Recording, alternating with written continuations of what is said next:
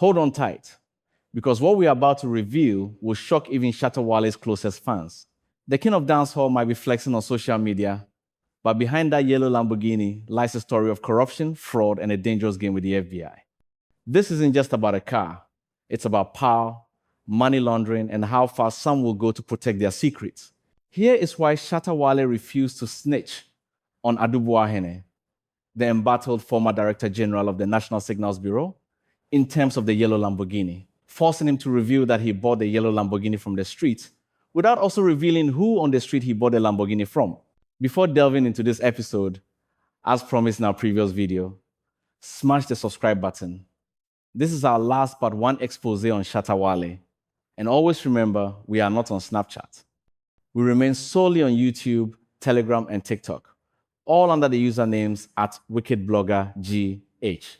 So many people are wondering if Shatta Wale is really that careless, not knowing who he bought the yellow Lamborghini from, after ranting on social media about being a third-party owner, and dissociating himself from embattled former Director General of the National Signals Bureau, Adu Boahene.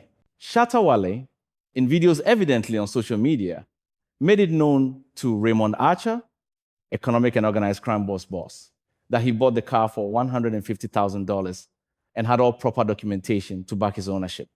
But when he was arrested and asked a couple of questions, he couldn't produce a single receipt to support his claim. In fact, below is the full press release by Economic and Organized Crime upon detaining Shatta Wale. Charles Ni Ama-Mensah, aka Shatta Wale, interrogated and granted bail. Charles Ni Ama-Mensah, also known as Shatta Wale, was invited by EOCO to assist in investigations surrounding a 2019 Lamborghini Urus, a car identified by the Federal Bureau of Investigation in the United States Justice Department as proceeds of a $4 million United States dollars crime involving one Nana Kwabena Amwa, a Ghanaian who is currently serving a jail term in the United States of America.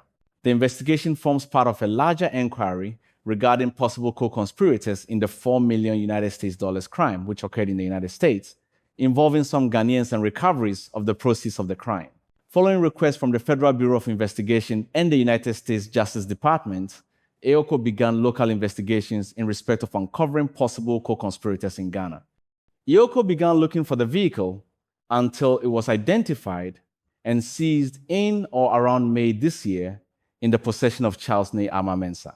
On the 15th of August, 2025, a United States District Court of the Eastern District of Kentucky, Central Division of Lexington, in a criminal case of the United States of America versus Nana Kwabena Amua, issued an order forfeiting substitute asset on the Lamborghini Urus in question, authorizing the United States government to take possession of the said vehicle in Ghana as restitution for the crime.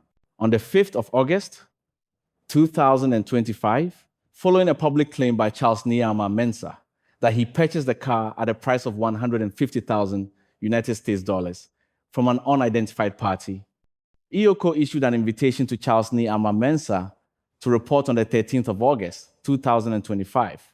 The appointment was rescheduled for the 20th of August, 2025 at 10 o'clock in the morning to assist with investigations. Counsel for Charles Ni Ama-Mensah indicated to EOCO officers that they will report at 11 o'clock in the morning. EOCO readjusted its schedule to align with their time.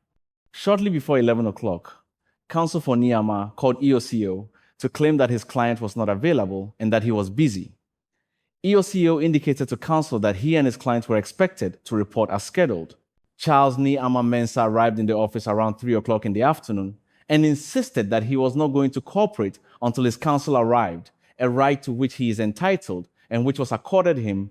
EOCO investigators and Charles Ni Ama-Mensah waited from 11 o'clock in the morning until 5 o'clock in the evening before his counsel showed up.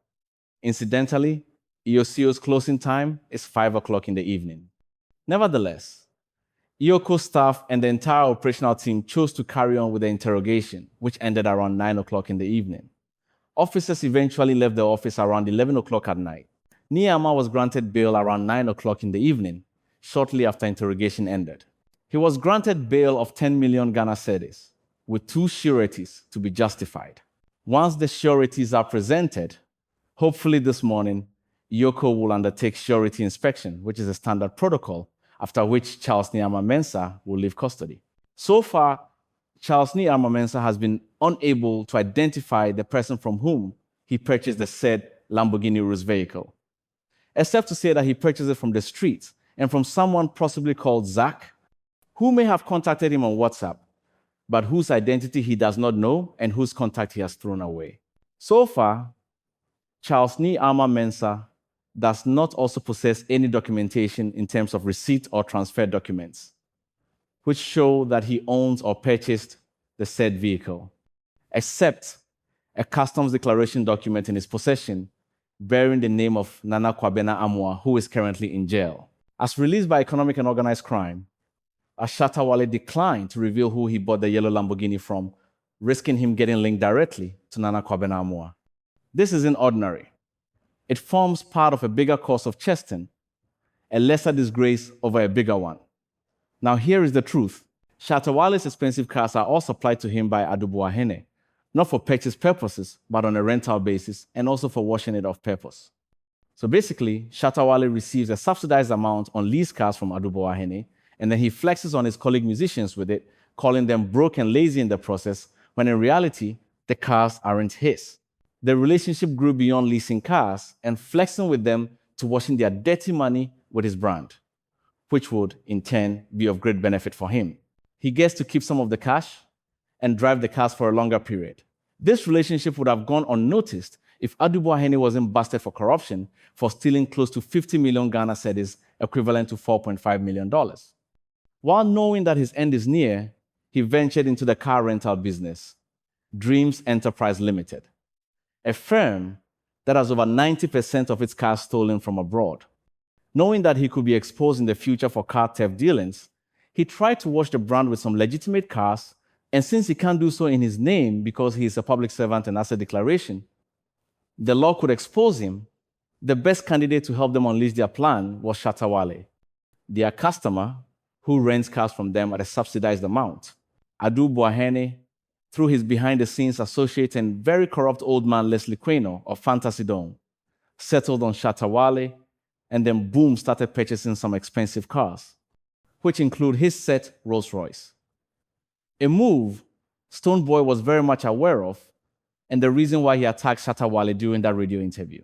One thing you should bear in mind is that Shatta Wale cannot register any of these cars under his name, mostly the Rolls-Royce, because Adu Boahene's legal team would have serious issues with him over breach of contract.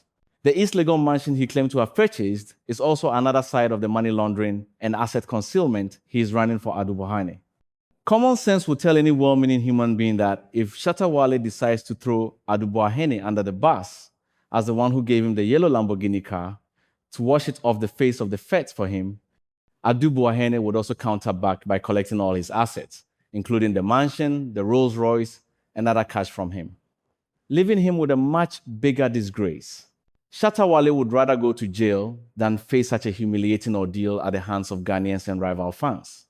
He is now left to prove who on the street he bought the car from, or face extradition from the FBI to the USA over allegations of conspiracy and keeping proceeds from fraud for keeping a yellow Lamborghini purchased by Nana Kwabena Amoah, a fraudster currently serving his jail term in the USA. In our next episode, we will explore how Shatta Wale could escape a potential extradition from the FBI. So there you have it. Shatta Wale's yellow Lamborghini isn't just a flex, it's a trap, a game of dirty money and secrets that could land him in jail or worse, in the hands of the FBI. The only question left, will the king of dancehall survive the storm, or is the Lamborghini his ticket to disaster? Stay tuned, because in our next episode, we'll reveal how he might just dodge the FBI's grip. Smash that subscribe button if you want to catch every shocking update. You won't want to miss what's coming next.